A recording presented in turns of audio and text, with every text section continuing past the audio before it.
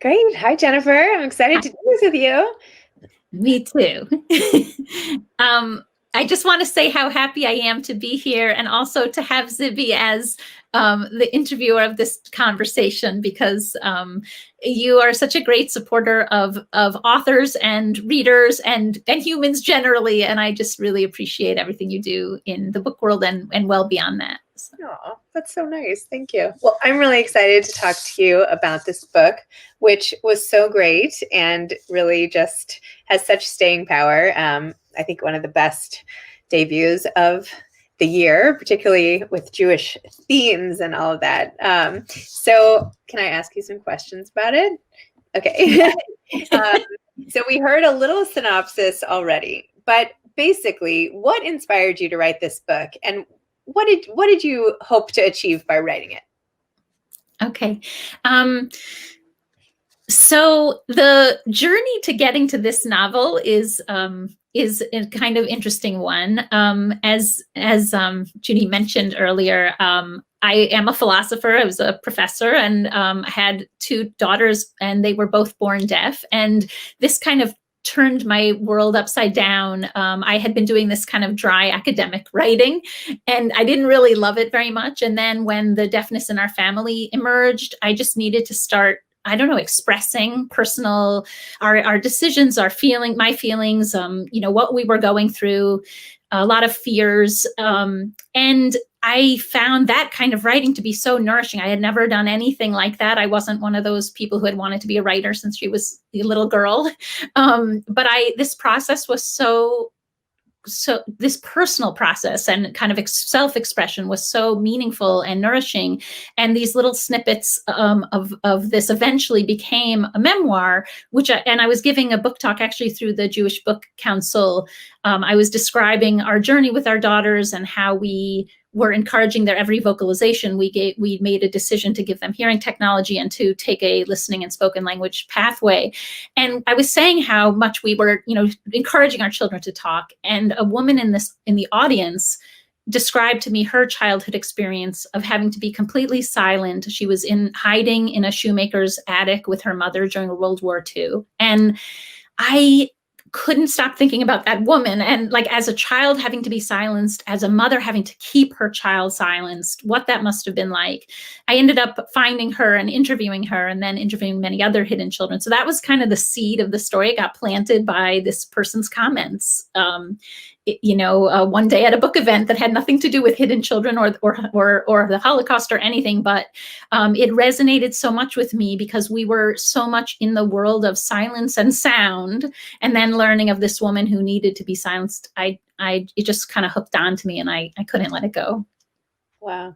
I think often about having to keep kids silenced during the Holocaust, and characters like Shira and Frank and others, when I think about how hard it's been even just to deal with my kids during the pandemic, and we have like every electronic at our fingertips, but even with all of that, how hard it is just to keep them basically inside and not socializing. And then I think, gosh, with the fear lurking, similar fear today, but obviously on a much different scale. How did parents, how do they do that? I don't know. I mean, and when you think about it, like, you even had Christina, the farmer's wife, come in and just say like, well, I just can't imagine how I would keep my son like this quiet either. Like, let me take her for a walk around the chickens or whatever. What did you find from all your research? Like, how did people do it? Or did they just do it because that was it, life or death? And so they did it. Yeah. I mean, for one thing, I think children grew up very, very quickly, and they were responsible and careful and conscientious very, very early on when necessity required it. But, one of the things that was really interesting about my interviews is, there were all these different scenarios of people who had been in hiding. So, there were those who were in these cramped spaces and having to be silent. There was a person who was hiding in plain sight on a neighbor's farm. There was someone who was carried over a ghetto wall in a suitcase. I mean, all these situations. There was a man who was in a school attic with his mom and aunt and uncle, and there were children at school and playing in the yard, and he was inside this attic looking out through these slats and having to be quiet. But what was unbelievable about his story was his mother found an atlas and she spent time with him. She would quiz him and say, if you had to get from Odessa to Warsaw, what path would you take? What route? And she taught him how to read while in this attic. And this man describes his time in hiding during the Holocaust as being cocooned in love, which is such a testament to that mom. I mean, it is so incredible what people did and their ingenuity and their creativity. And that was part of, I think, what inspired me to have the mother character, Rosha, be telling stories, and they're working on reading and music and other things, because this is how they got through that time. And my editor initially said, I can't even keep my kids still on, like dealing with a one snow day. How can they function in this barn for, what's essentially almost a year and a half or something?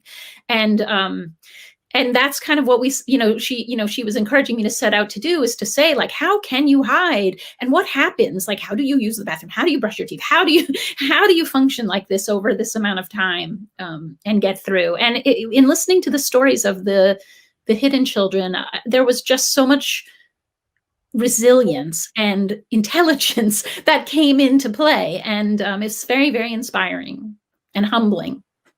Wow. It also almost reminds me of that book Room, although they didn't have to be as quiet most of the time, but just what parents can do when it's just you and a child and limited materials, and you just have to make do with your imaginations. It's quite remarkable.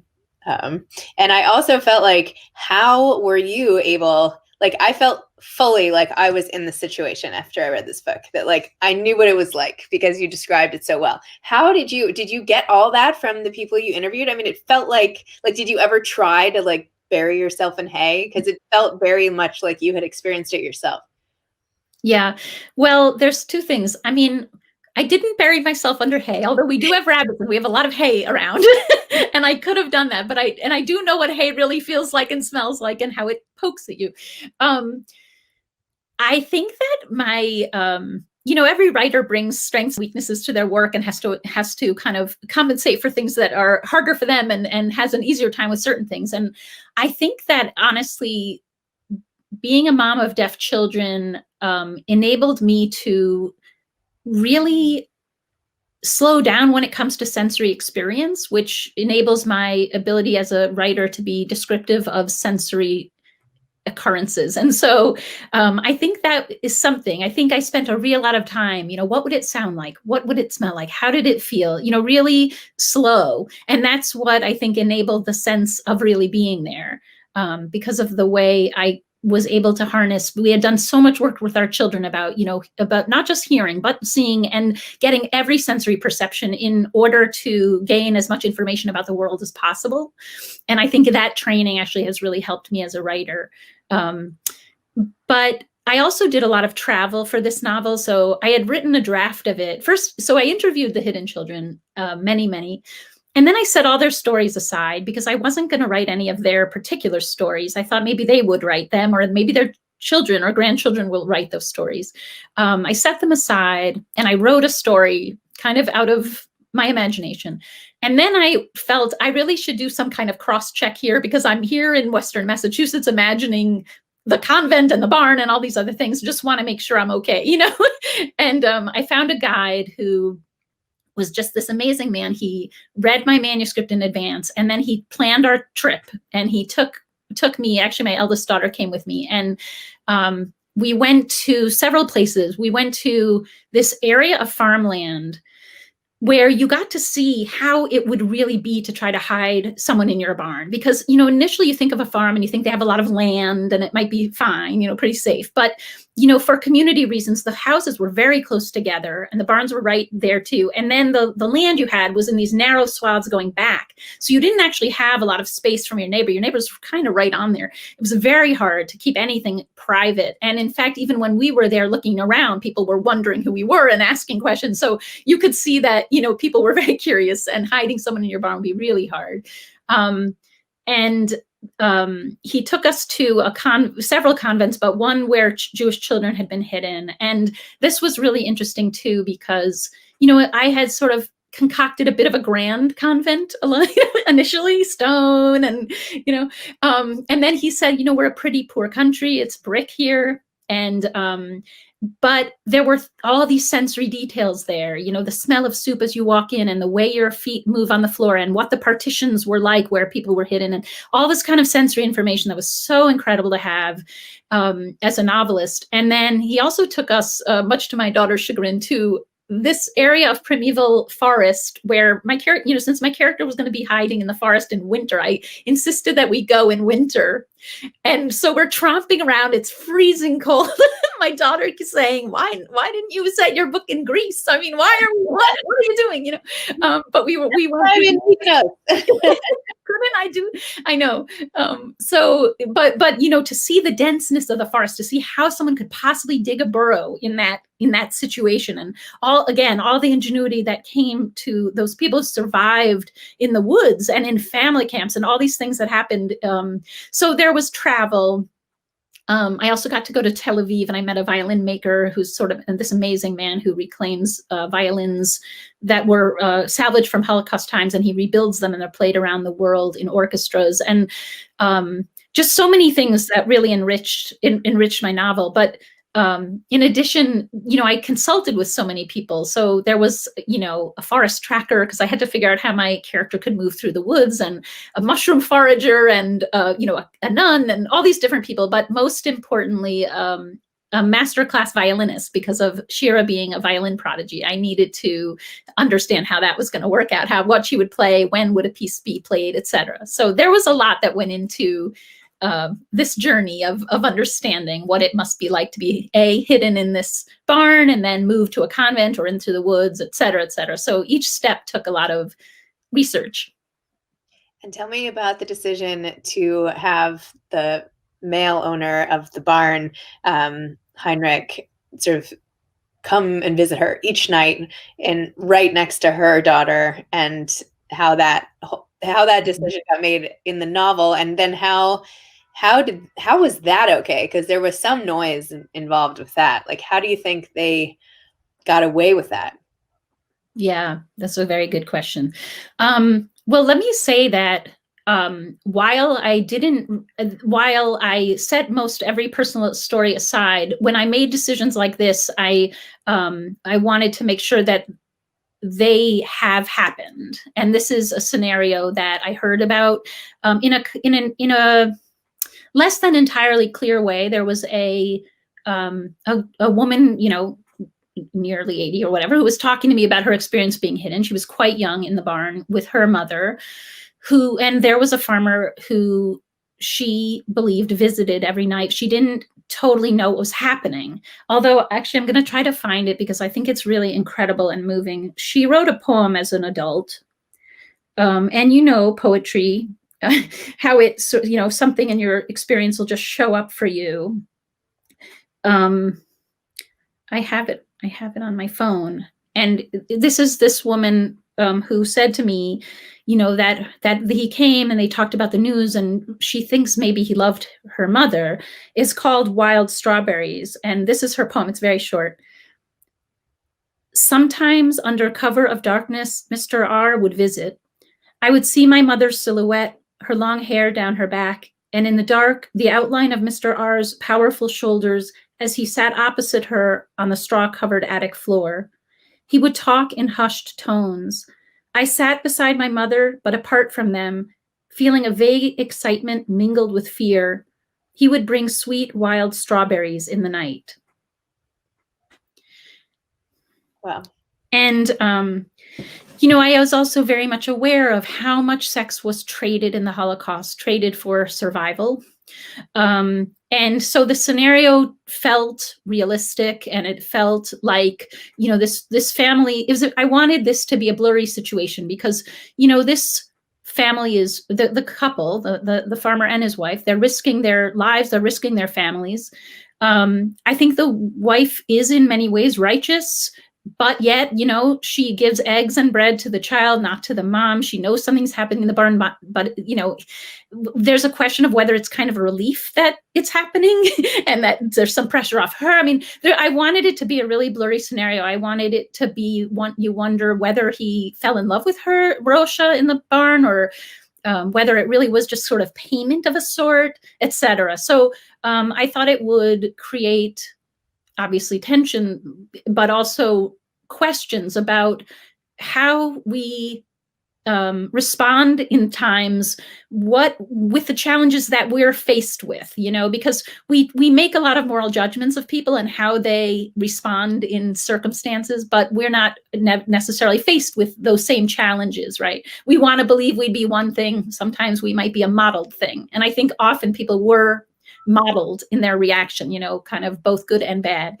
I learned that one criteria for being accepted into righteous among the nations in Yad Vashem is that there was no sexual predation of any sort, but also learned that there were many people who were candidates and then rejected for this reason, that there had been.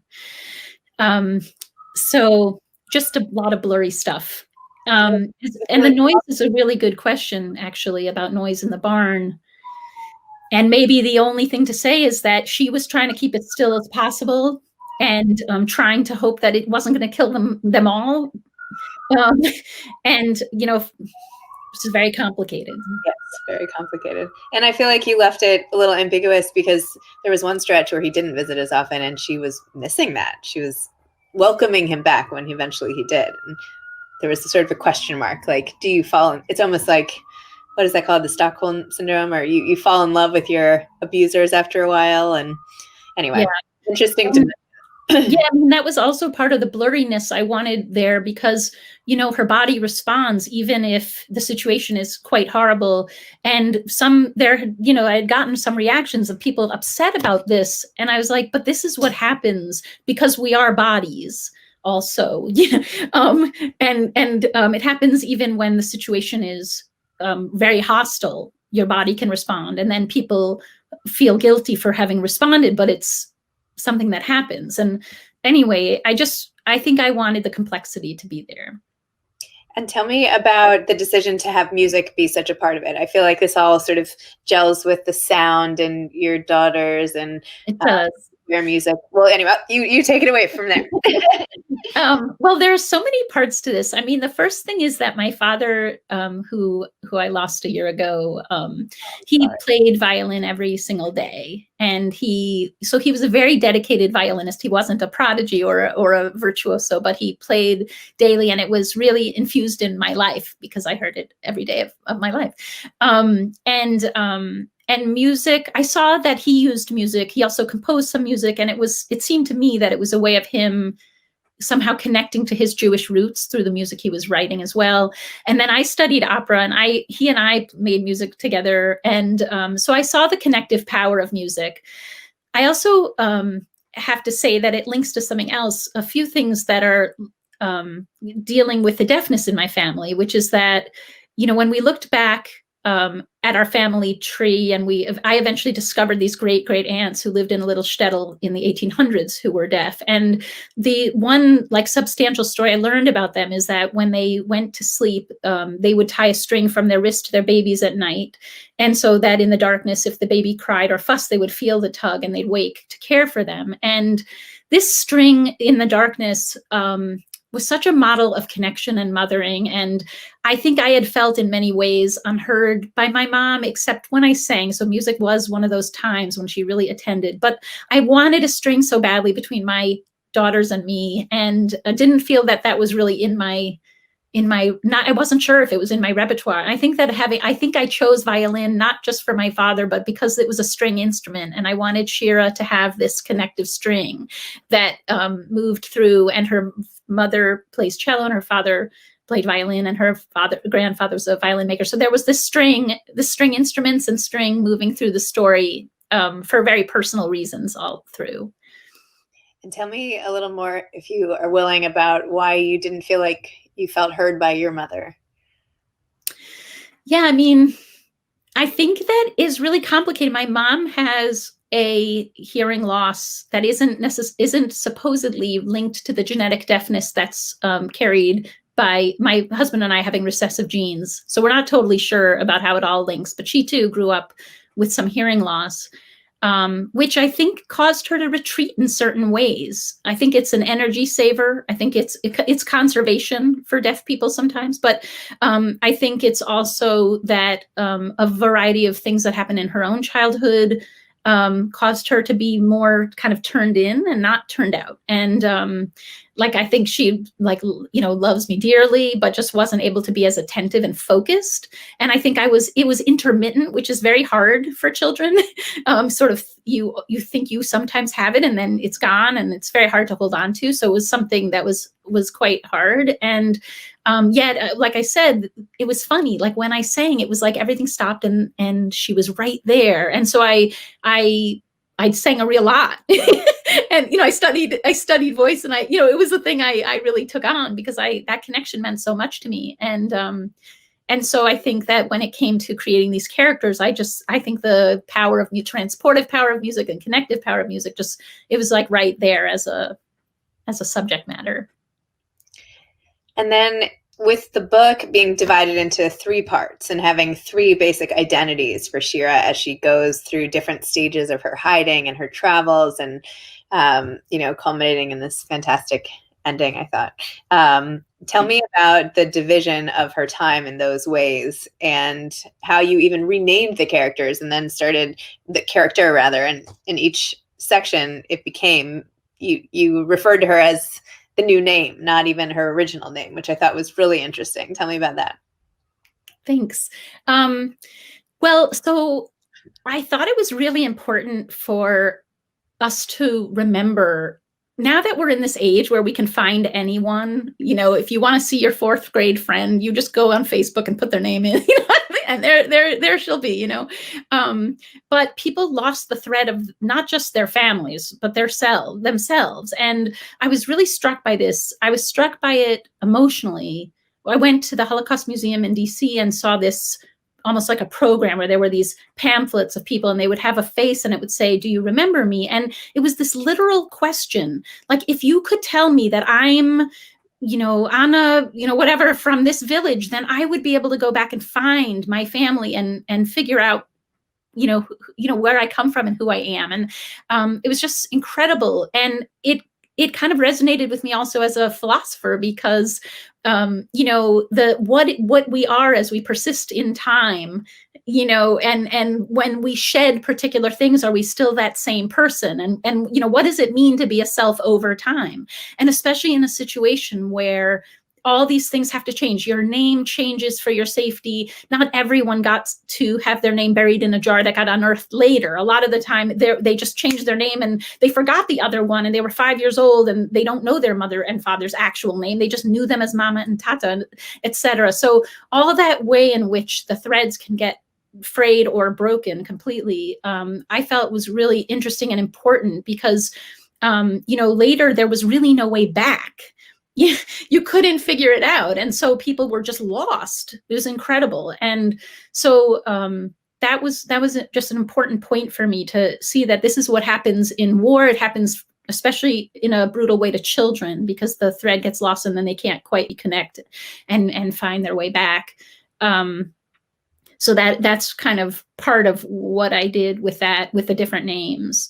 I also wanted it to be linked to the fact of so much religious confusion, because, your name gets changed to a Catholic name, and you're put in a convent, and now you're praying to this, to this God, and you're listening to these Psalms. And I wanted even the music. There was this sort of the chaotic Jewish music beforehand, and then the orderly music of the convent. And it was soothing to her. And there were many hidden children, I'd read about who, ended up in other settings where they clung on to the orderliness or the Mary statue or something that felt like some kind of anchor or mother figure or something, just to kind of orient and reorient. But then later, it's so confusing to figure out who you are and who you were and how to be now. So I wanted all that to be up in the air, because I saw that very clearly, especially in some of the people I interviewed.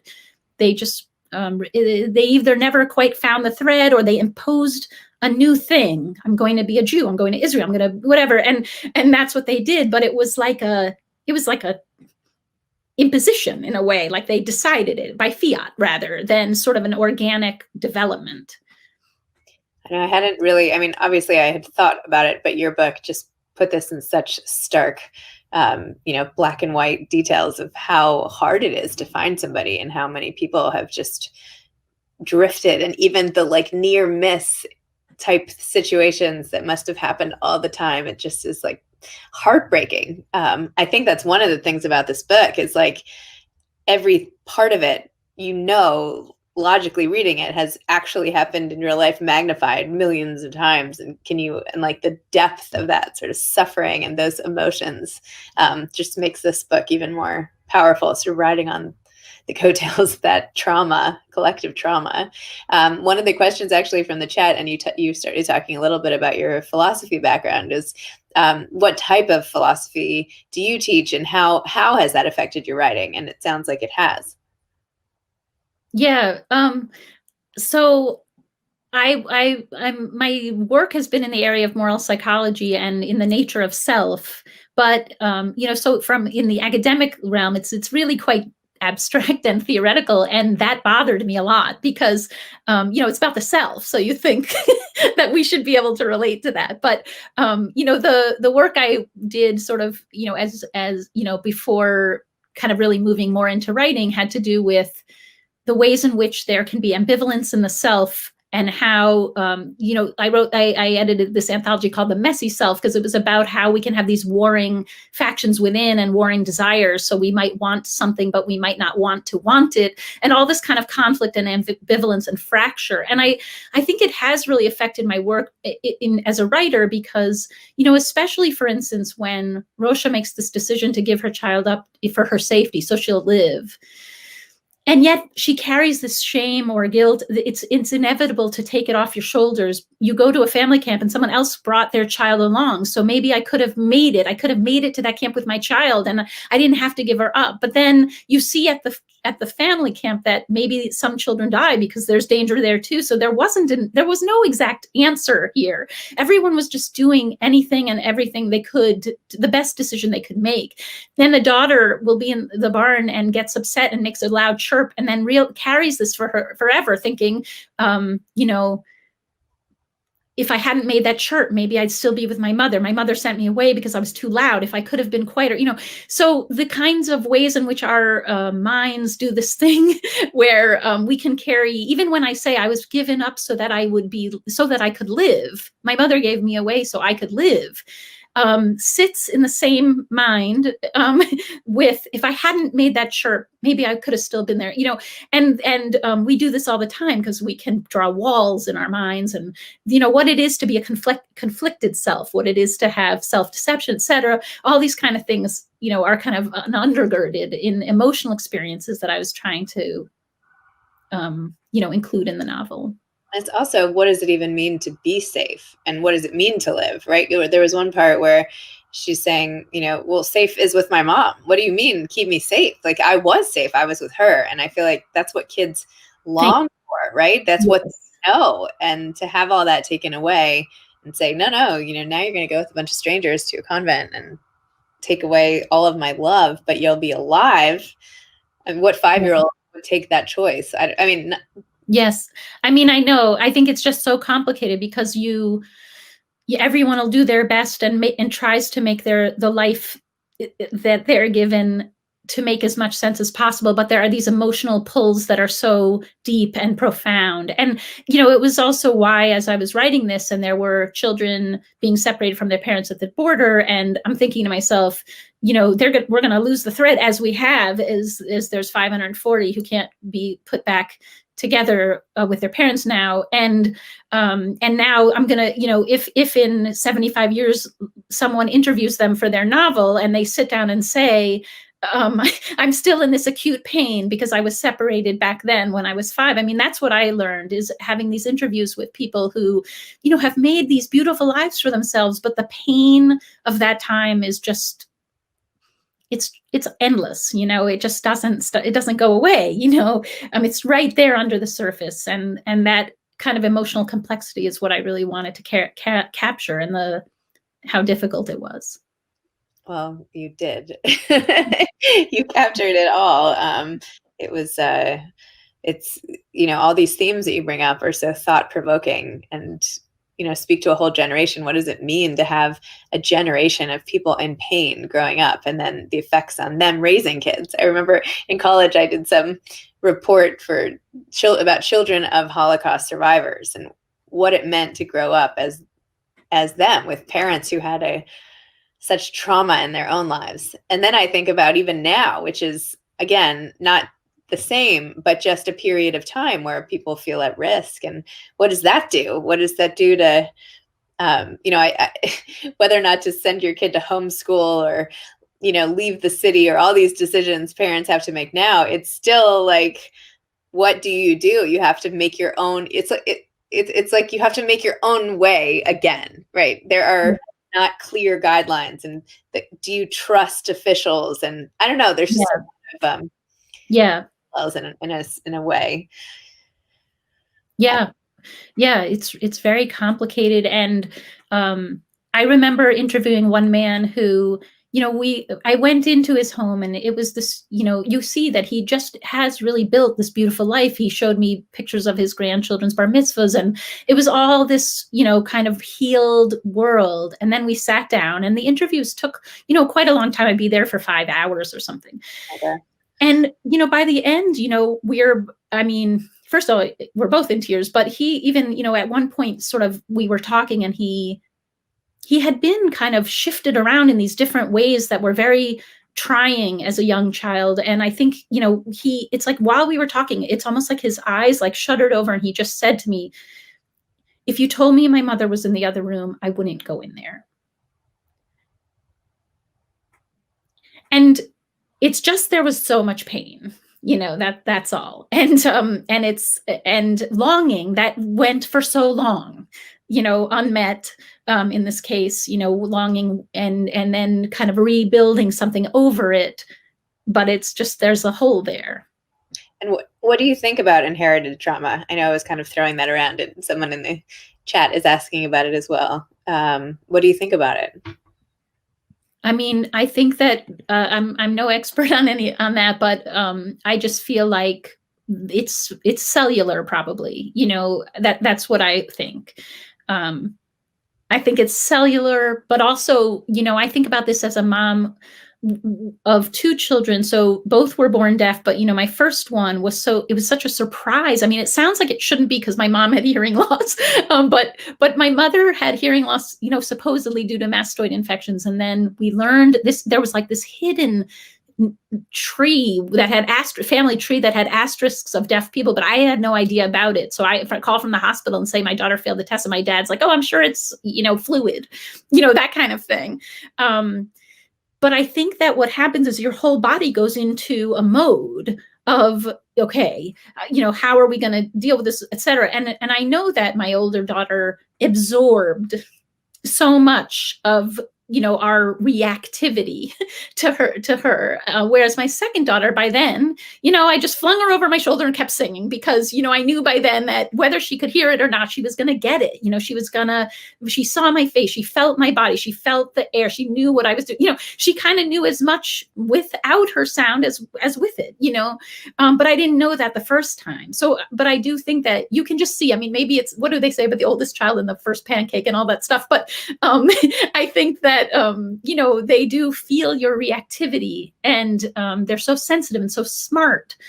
So there's both like the cellular, but there's also the kind of transference inevitably. And we're all doing our best and trying not to, and putting on our calm, brave, whatever. But of course, they're much smarter than that. They know everything. So, I can't hide anything in my family. My kids know it all. So I think that it's quite real, is what I'll say. Inherited either, one way or another, Yes, the ability of kids to pick up on emotions. Yeah, I mean, especially and not pick up their clothes is, yeah, crazy. Tell me a little more about writing this book. You said you didn't grow up wanting to be a writer, and yet here you are with a memoir and a children's book and a novel and all of it. I know. Well, I found it all out when I was 40 that I loved writing. Thank you. Yeah, I mean, that's a thing, the vicissitudes of life. So, because of Sophia's deafness, and then just trying to journal that, experience, and then learning that I love this so much. I love it a lot more than like logically constrained analytic philosophy writing. And so, the memoir, I think I really needed to express all those things. And what I love about writing so much is that you think you're writing about one thing, and then it all gets turned on its head when you realize, when the work is coming out, you realize. So for instance, I thought we were working on whether our children would hear, but ultimately when I examined all that stuff with my mom and all the string and et cetera, it was whether I would hear them.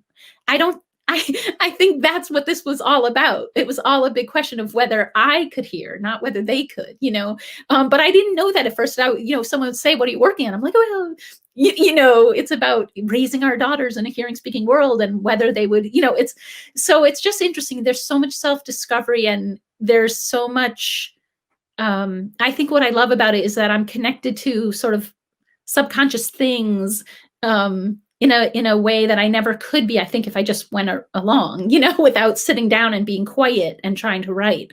So I really value it very much and feel so lucky to be doing it. And yeah, I mean, I stopped doing the sort of big, high powered academic track to be on the floor with my kids anyway, and thank God for that. And then got to be writing in between, and that my process is I write in between. I right now everyone's home, so in between all of that, I try to write, and that's been sort of true the whole time as they were growing up. I mean, now they're actually 17 and 20, so it's not as nearly like it was, although they do still want me to make every meal, it seems like, but they can make their own. So that's good. But yeah, it's just been like that. I've been sort of writing in between things and being the on-call audiologist and the on-call, et cetera, all the time. But have managed to, to do this writing, which to me is such a gift of self-expression. But writing a novel is not the same. I mean, there's one thing where you write with your emotions and to sort out your feelings, and even just to chronicle your experience for whoever's benefit and to share with others. And there's all these arguments for why that your memoir came into the world. But this is like, and I see all of the parallels, of course, but just teaching yourself how to write fiction, that's pretty impressive. Like, did you take any courses? Did you Google how to write a novel? Like, what did you do? I can't, people have several failed novels, tucked away in drawers before they come out with something. Was this just your first out of the gate, smash hit? It's my first novel, but that, when I met that lady at the book talk for my memoir, that was in 2010. So this thing's been batting around a really long time. So while it is my first memoir, maybe someone else would have written, my first novel, someone might have written 3 or 4 of them in this time. I don't know. But for me, since I am self-taught, I kind of shot my wad with that PhD in philosophy. I can't really go back and get the MFA, which I would really love to do. But I don't know. I don't see how I can do that. But I did I went to Breadlow for a session, and I went to Tin House for a session. There's sort of these writing workshops in the world, had some really wonderful teachers, and I just read a lot, and that helps. And yeah, I mean, reading helps you become a good writer. What do you like to read? What are your favorite genres or authors? Or yeah, I mean, I have to say that at different times, given whatever I've been trying to write, there are certain reads that have made a huge difference for me. So during the course of writing The Yellowbird Sings, Anthony Doerr's All the Light We Cannot See was this book I just wanted, I could have wrapped it around myself with a cloth and carried it around, because there's just something about the sentences, the sentence by sentence beauty of his writing. The structure of that novel is like that box where the jewel is. I mean, it's just a beautiful thing. I mean, to examine and I've read it many times because I was reading it as a writer, not only as a reader. And so that was very, very meaningful to me. There have been a lot of books like Toni Morrison's work, Marilyn Robinson's work. These are writers you read and just are studying, how they put that together. How do you make, how do you incorporate that magical element in that way, in that special way? Or how do you have the ordinary rise to the extraordinary? Marilyn Robinson takes the most ordinary thing, and you're reading and you think, ugh, like, so there are writers like that, who have been really influential. And I remember while I was working on my memoir, I kept going back to The History of Love by Nicole Krauss, and I kept going back to her ex-husband's book, Jonathan Safran Foer's work, etc. So because there was sort of an experimental quality to it that I was interested in, and there was like a looseness that, I was going from philosophy writing to literature and wanting to kind of stretch. And so there were you kind of go to different books at different times for different things, I guess. That's how it is for me. So funny, when I started my podcast, I took a lot of English in school and all of that, but school was kind of a long time ago at this point. And as a grown-up, when I've been reading, I wasn't reading, like, as you said, as a writer, right? I was just reading and enjoying and whatever. And author after author would say, well, no, when I take apart the book and I take apart the structure and I analyze this and I analyze and I was like, you do? Really? Do you think that the authors intended it that way? And it turns out, yes, they did. Yeah. It seems so obvious now, but it's really part of the process. You have to sort of have that whole, perspective on the project and the in-depth research, as I guess you can listen. Well, it's interesting too, because like in the course of writing this novel, I would read the draft just for verbs. Wow. Well, let me just think about the verbs. Are these the best verbs? Are they active? Do they have the power I want them to have, or the passivity I want, or, that kind of thing, and just the verbs. And then I would read just for setting. Do you feel you're in the barn? Do you feel you're in the woods? Do you feel, can you really feel that, would that sound, et cetera? Like, how do I make this vivid? How do I make it feel this way? So, yeah, there's those 10 years, So. Yeah, that's great. That's amazing. Well, good for you. However long it took. Did you ever want to send it out? Like, did you ever feel like, okay, this is good enough? Or did you know you wanted to keep going? And then how did you end up selling it?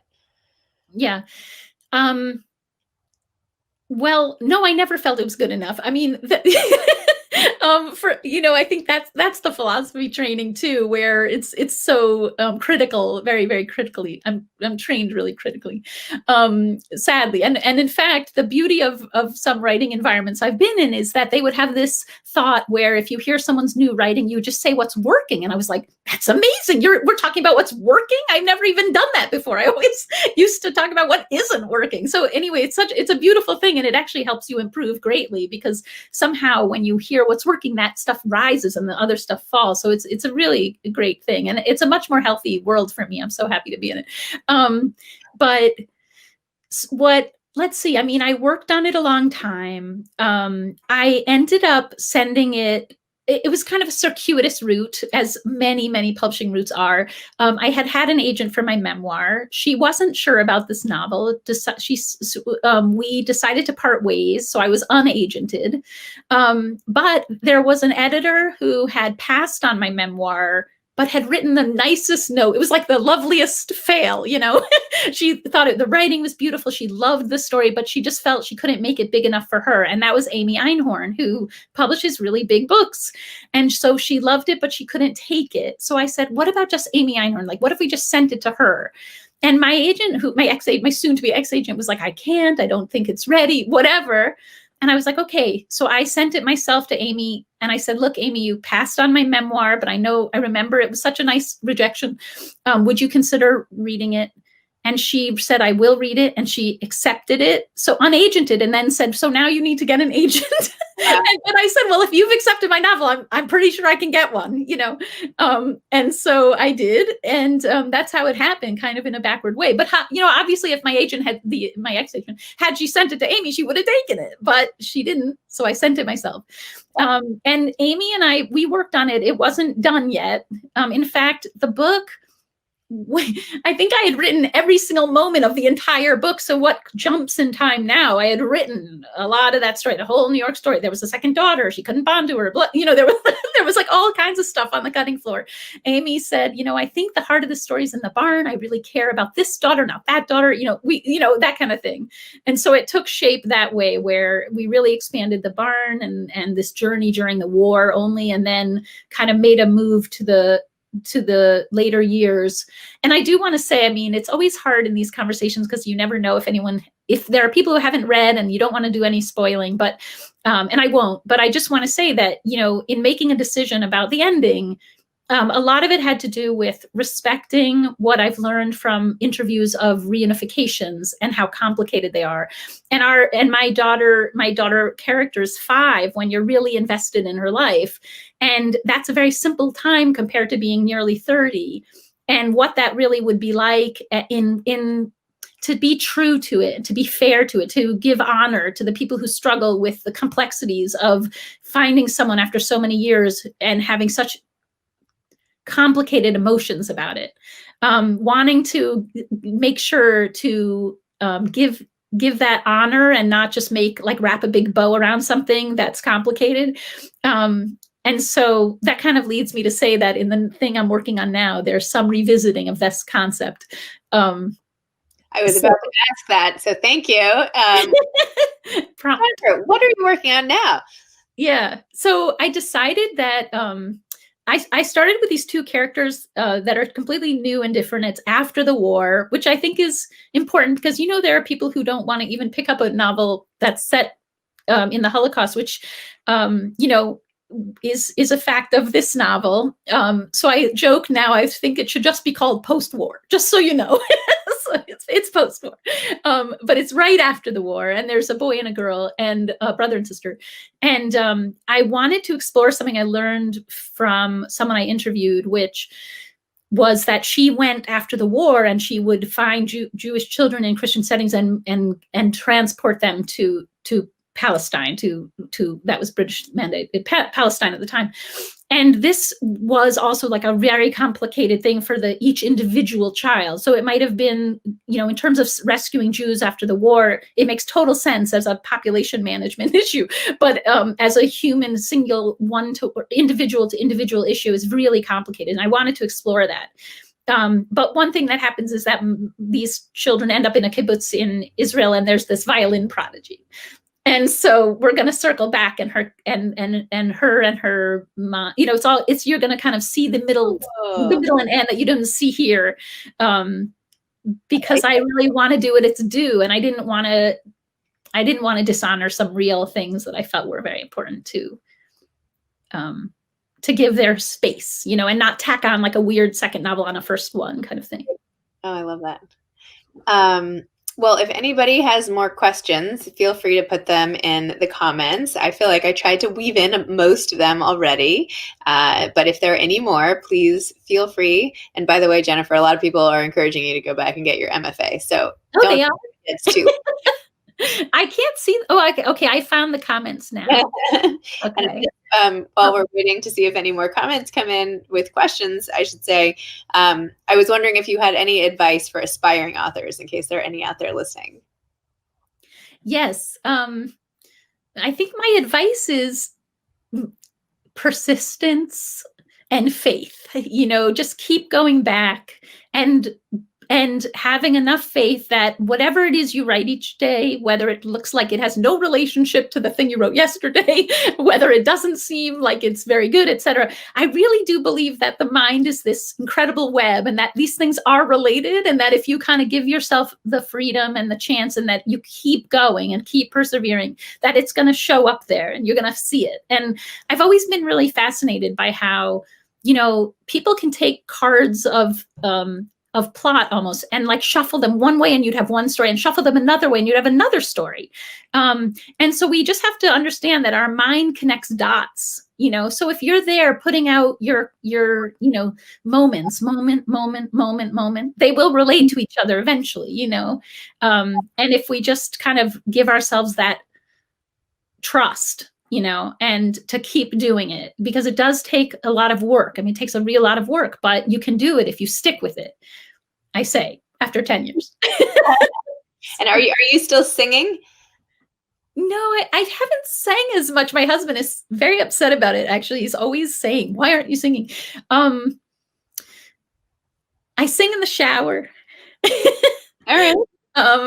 There's been some times when I thought of joining some groups around here, but I also get kind of picky. Like, I like to choose what I sing. This is also why sometimes it's hard to be in book groups, because you're like, I want to choose what I read. Even though if you just go along with it, you find all these amazing things that you wouldn't have, you know? So yeah, I probably just have to give myself the chance. Well, maybe after this conversation, I'll get an MFA, join a singing group. Yeah, you have a lot on your to-do list. It'll be I'm inspired. So. Naomi from the audience is asking if your children read your books. They do. They read everything. My older daughter actually read my novel in draft several times and had really awesome advice, actually, plot ideas, etc. My younger daughter said she was afraid to read it because if she didn't like it, she'd hurt my feelings. So she took her time and then finally read it and said it was good. So that made me happy. But they do read it either immediately or eventually. So yeah. Excellent. Well, I think that's all the questions that came in. If anybody has any more questions, please feel free to ask. And just a reminder, you can get a copy of The Yellow Bird Sings here at the link in the comments through the JCC. And there it is. If anybody wants to buy a copy, which I would highly recommend if you don't already have one, this book is beautiful and your writing is beautiful, and whatever magic you did analyzing texts and verbs and structure and everything, it worked, and it was really great. So congratulations. Thank you so much. It's such a pleasure to talk to you, as I knew it would be. Really appreciate it. Yeah. Okay.